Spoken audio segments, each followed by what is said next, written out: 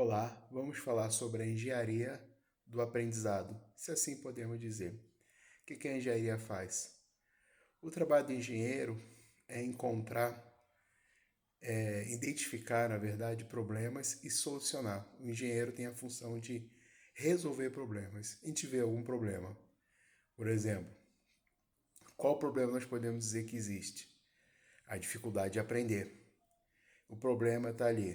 Tem a informação, mas como se pode transformar essa informação em conhecimento? E às vezes nem informação nós temos apenas dados. Transformando dados em informação, informação em conhecimento. Então o engenheiro, né, ele tem a função de buscar soluções para problemas. E a engenharia, ela usa cálculos, usa matemática como ferramenta. Como podemos usar a matemática? Vamos falar especificamente.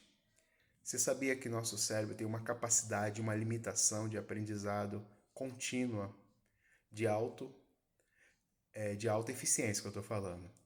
Você tem um tempo de concentração, uns têm maior, outros têm menor.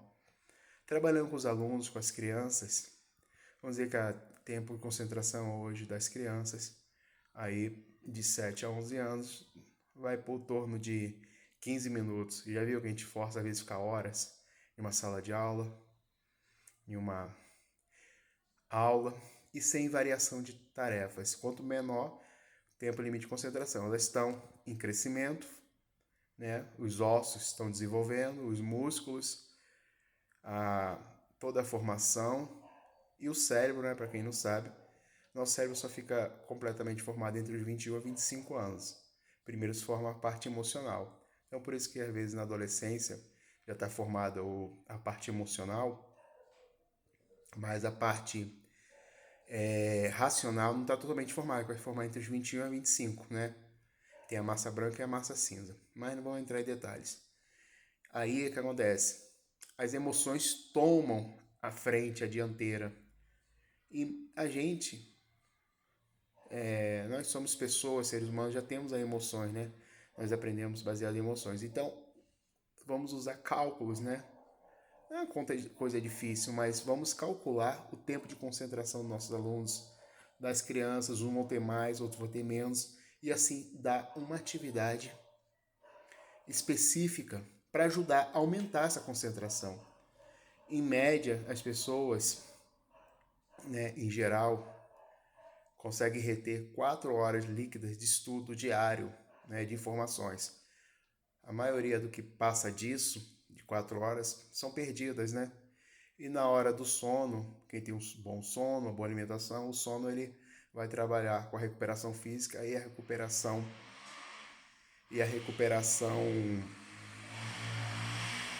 da memória, né? Vai recuperar tudo que nós aprendemos. Se a pessoa não tem um bom sono, vai cair mais ainda o aprendizado, ou seja, tudo que estudou acima desse tempo de concentração, de aprendizado diário. Então, eu falei, aprendizado contínuo. Vamos dizer que uma criança aí de 7 a 11 anos, um tempo de concentração de 12 a 20 minutos, um adulto já chega um tempo de concentração média de meia hora, alguns 20 minutos, alguns 40. Raros passam de 50 e chegam a uma hora. Às vezes, eu consigo estudar 3 4 horas, mas estou falando de alta eficiência. Então, observe quando começa a cair o rendimento da criança, quando ela começa a olhar para os lados, começa a dar sinal. Alguns vão ter concentração de 1 minuto, 2 minutos, vai começando devagar e vai trabalhando essa concentração da criança, ajudando, né? Até para a lição de casa, né? Não instruir os pais também, para que a criança trabalhe ali 10 minutos resolvendo o exercício, sai para beber uma água, descansar, não é para assistir televisão nem ficar mexendo em tela, joguinhos, mas para relaxar a mente e volta mais 10 minutos fazendo a lição de casa com os intervalos e assim na sala de aula de fazer alguma coisa. Então, por isso que a gente aplica uma das técnicas de engenharia no aprendizado na sala de aula, calculando, né? Cálculos simples, nada de complexidade, para entender o tempo de concentração.